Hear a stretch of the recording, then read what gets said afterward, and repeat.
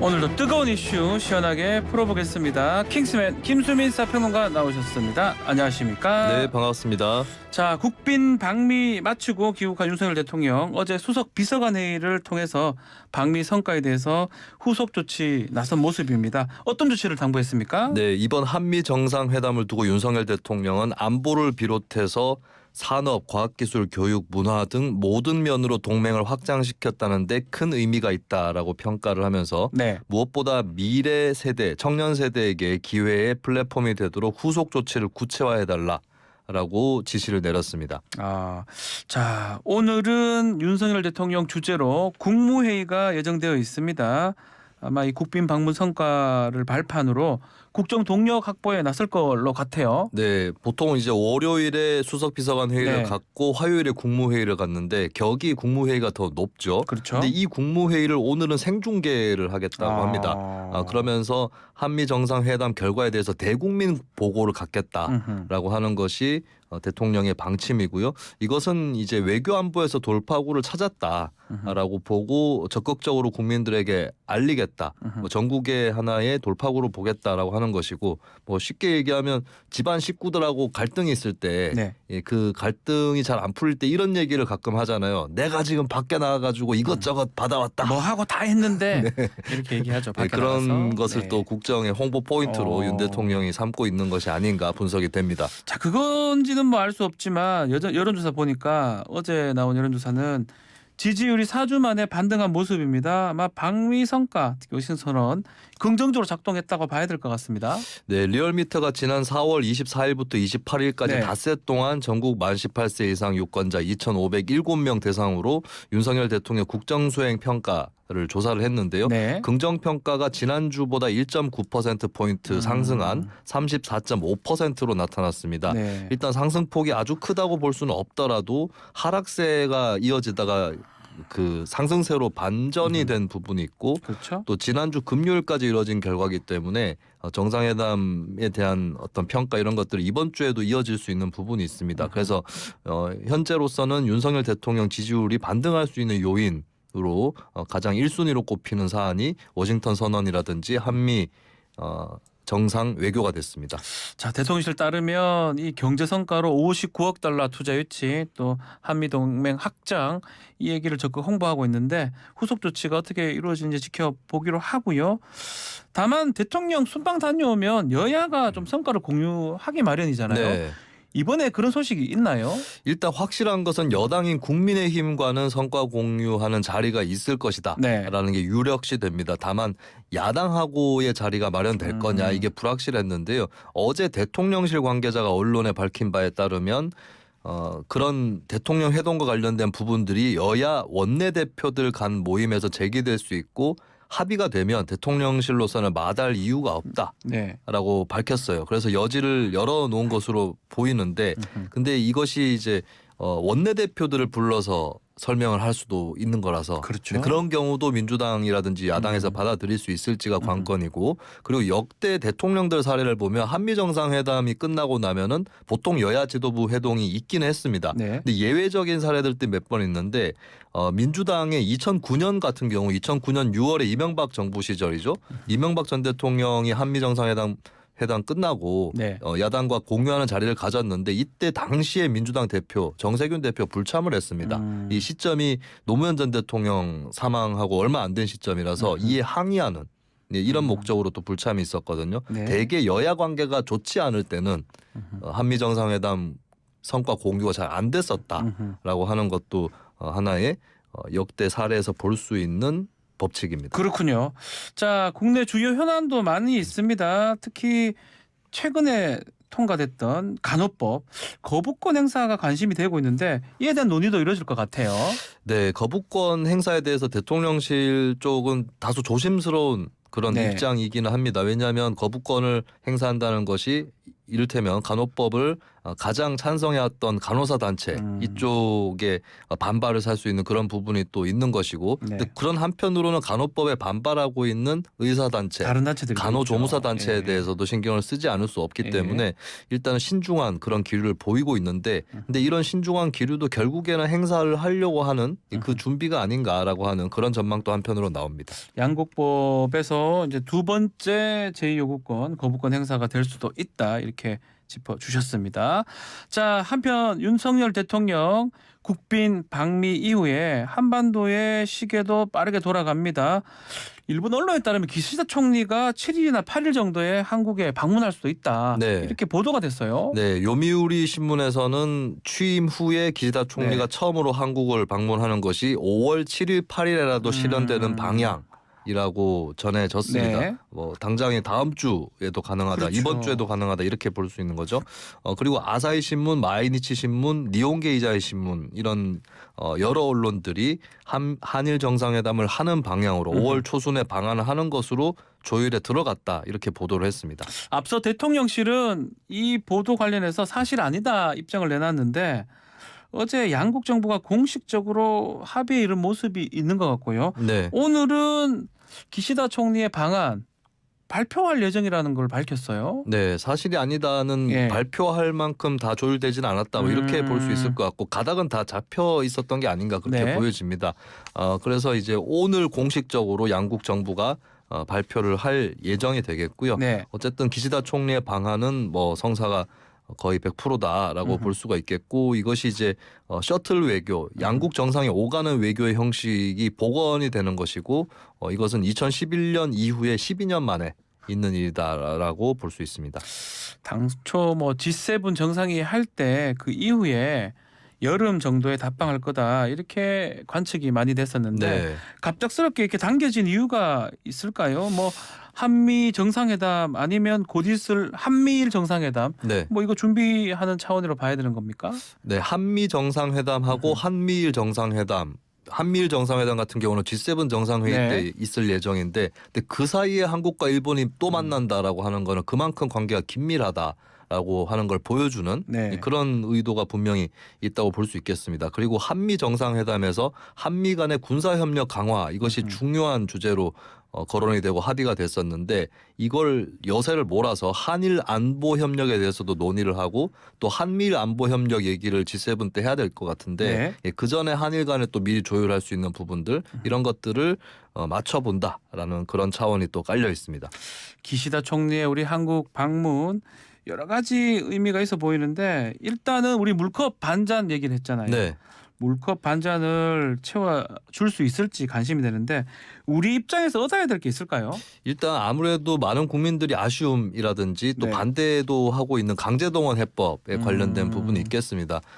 일본의 정부나 기업이 사과 그리고 지원 이런 것들이 없는 상황에서 일단 매듭이 지어졌는데 여기에 대해서 소위 성의 있는 호응 더 있어야 한다라는 여론이고 이것을 얼마나 얻어낼지 네. 이것이 첫 번째 관건으로 꼽힙니다. 그리고 두 번째로는 경제협력 분야를 꼽을 수 있겠고요. 최근에 또 양국이 서로 수출 규제를 풀고 화이트리스트를 복원하는 그런 흐름인데 네. 나아가서 반도체 공급망 강화라든지 이런 것도 이뤄낼 수 있을 것인지 두 번째 경제협력을 꼽을 수 있겠고요. 그리고 세 번째가 안보 협력일 겁니다. 한미 정상회담에서도 워싱턴 선언 이런 방침을 통해서 한미 간의 안보 협력 강화를 어느 정도 이뤄내는 모습인데 네. 이것을 한일 그리고 한미일 이렇게 확대해 나갈 수 있을지 이것이 또 관건입니다.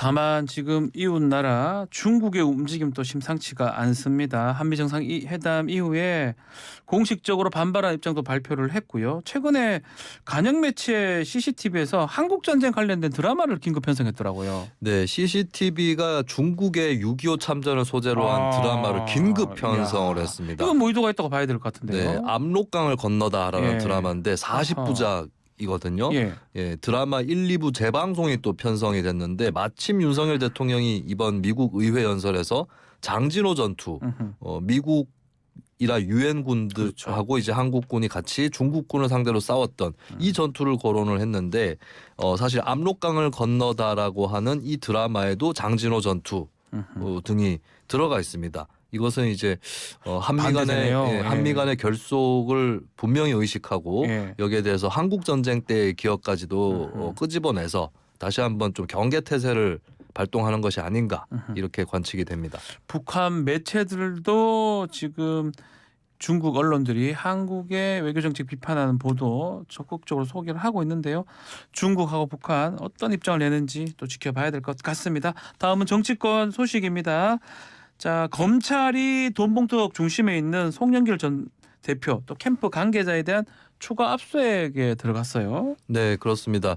일단 검찰이 지난주 주말에는 그 송 전 대표의 거주지 그리고 그가 운영했던 싱크탱크죠. 평화와 먹고 사는 문제 연구소 이쪽에 압수수색을 실시를 했는데요. 어제 오전에 추가 압수수색을 실시를 해서 송 전 대표의 경선 캠프에서 활동했던 관계자들에 대한 압수수색을 실시를 했고 추가적으로 또 증거물을 확보하는 그런 노력에 들어갔습니다. 자, 지금 압수수색 대상을 보면 돈봉투에 대해서 구체적인 정황이 지금 드러나는 것 같아요. 네, 검찰 압수수색 영장 내용을 보면 검찰이 현재 상황, 사건 그리고 관계자들 어떻게 보고 있는지가 드러나는데 네. 송영길 전 대표를 돈봉투 살포 혐의의 공범으로 적시를 했습니다. 공범이다. 네, 이쪽으로 예. 수사가 확대되는 것은 뭐 확실하다라고 봐야 될 것 같고요. 예. 일단 이정근 전 민주당 사무부총장부터 수사가 시작이 됐었지 않습니까? 그렇죠. 근데 이정근 전 부총장 등을 돈봉투 전달자로 볼 수 있다면 이제는 돈봉투 조성자 그리고 돈봉투 수수자 이렇게 수사가 확대가 되고 있는 상황이죠. 자, 그리고 지금 연구소 또 그리고 캠프에서 회계 업무를 맡았던 그 박모 씨 최근에 프랑스 파리에 다녀온 것 이것을 파악을 했는데 검찰이 혹시나 이거 입맞추기 정황이 있는 거 아니냐 이렇게 네. 의심을 하고 있는 것 같아요. 네, 이 송 전 대표 관련된 연구소의 기부금 명세서를 네. 보면 재작년 같은 경우 1년 동안 기부금이 3억 7천만 원이 모였습니다. 네. 근데 1월부터 4월 사이에 1억 5천여만 원, 그 반 가까이가 1월부터 4월 사이에 모였거든요. 예. 이것이 연구소가 기부금을 모아놓고는 송 전 대표 경선에 지원한 게 아니냐 이런 혐의를 가능성을 염두에 두고 검찰이 수사를 하고 있는데 네. 근데 마침 또 이 연구소 관계자인 박모 씨가 파리 현지에서 송 전 대표를 만나서 입을 맞춘 거 아니냐, 말을 맞춘 거 아니냐 혹시, 이렇게 예.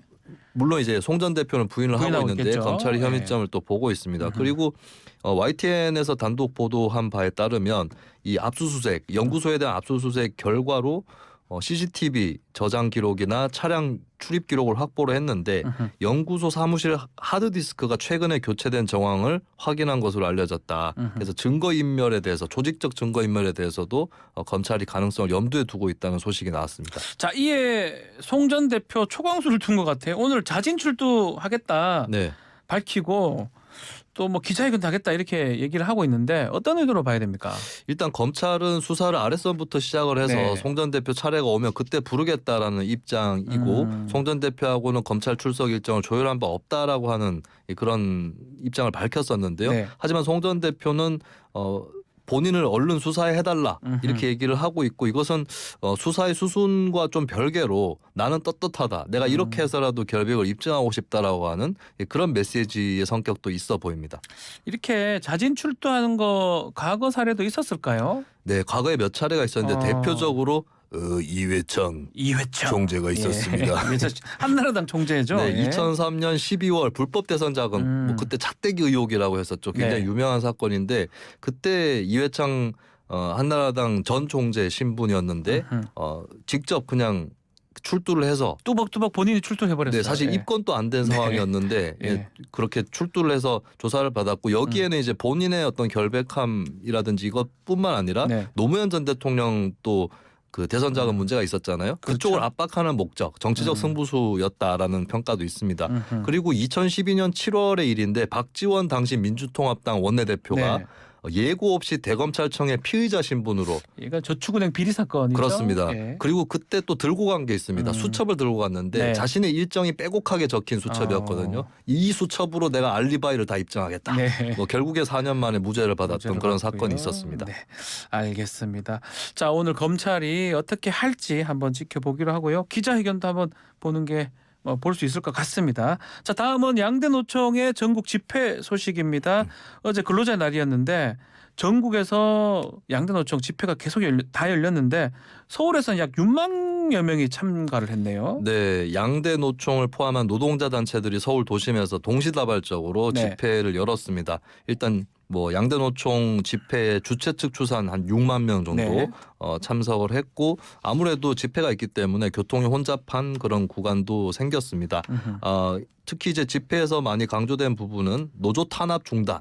그리고 최저임금 인상, 최근에 최저임금위원회가 또 열리는 그런 그렇죠. 상황에 맞춰서 이런 요구들이 또 많이 등장을 했습니다. 자, 한편 집회 과정에서 건설노조 강원건설 지부 간부 A 씨가 분신을 시도를 했네요. 네, 어제 오전 9시 35분께 예. 있었던 일인데 춘천지법 강릉지원 앞에서 몸에 휘발성 물질을 끼얹고 건설노조 강원건설지부 간부가 분신을 시도해서 굉장히 중태에 빠져 있습니다. 예. 유서도 발견이 됐는데 죄 없이 정당하게 노조 활동을 했는데 집시법 위반도 아니고 업무 방해 및 공갈이라니 자존심이 아하. 허락되지 않는다. 영원히 동지들 옆에 있겠다라는 내용이었고요. 민주노총은 이 분신이 과도한 정부의 노조 탄압 때문이다라고 규탄했습니다. 좀 양대노총하고 정부 간의 대립 더 깊어지는 모양새입니다. 네, 그렇습니다. 최근에 윤석열 정부의 정책 중에 이제 노동 정책 중에 좀 중요한 부분이 뭐 양대노총 회계 서류라든지 네. 이런 문제도 깔려 있었고 또 건설 현장 폭력을 근절하겠다 이런 부분이 있었는데 거기에 대해서 이제 양대노총에서는 만약 잘못된 게 있다면 고치겠지만 그런데 이제 법에도 명시가 되지 않은 회계장부 를 볼 수 있는 이런 권한을 인정할 수 정부의 권한을 인정할 수 없다라고 네. 하든지 또 이제 건설 현장에서 여러 가지 문제들이 얽혀 나타나는데 노동자에 대해서만 가혹한 칼날을 들이댄다 이렇게 또 비판을 하면서 네. 계속해서 분열 그리고 대립이 깊어지고 있습니다. 양대노총은 집회를 했던 반면에 지금 MZ노조는 상반된 행보를 보였어요. 오세훈 시장하고 만났다고요? 네, 일단은 현안이 있었던 셈인데 네. 최근에 서울시 산하 노동 관련 위원회가 있습니다. 근데 이 MZ 노조에 속하는 몇몇 노조들이 또 위원으로 참여하겠다 신청을 냈고요. 네. 예, 이것은 이제 뭐 대표적인 거버넌스 기구에 노조가 참가하겠다 이렇게 밝힌 것인데 여기에 대해서 이제 면담을 또 진행을 하면서 앞으로 이제 협력할 수도 있다라고 하는 그런 여지를 또 열어놓는 그런 면담이었습니다. 근데 제가 또 한편 눈여겨본 부분은 네. 이 MZ 노조가 어떤 얘기를 했냐면 자기 사업장에서 노동자 과반을 선점한 대형 노조가 있을 경우에 자기들은 자유롭게 의사표현을 하기가 어렵다라고 하는 거였거든요. 네. 근데 과연 저는 정부가 여기에 맞춤한 방안을 마련할 수 있을지가 의문인 게 그러니까요. 이게 직장마다 상황이 달라서 어떤 데는 이러한 소수파 노조가 민주노총 소속이거나 사측의 좀 투쟁적인 노조인 경우도 있습니다. 다 달라요. 예, 그렇기 때문에 이걸 소수파 노조의 어떤 그 발언권 이런 것들을 더 키우는 제도적인 개선이 과연 가능할까? 예, 이런 부분 또 한편으로 또 관심이 가는 부분이었습니다. 알겠습니다. 자, 오늘 말씀 여기까지 듣겠습니다. 킹스맨 김수윤 평론가 감사합니다. 예, 고맙습니다. 1부 마치겠습니다.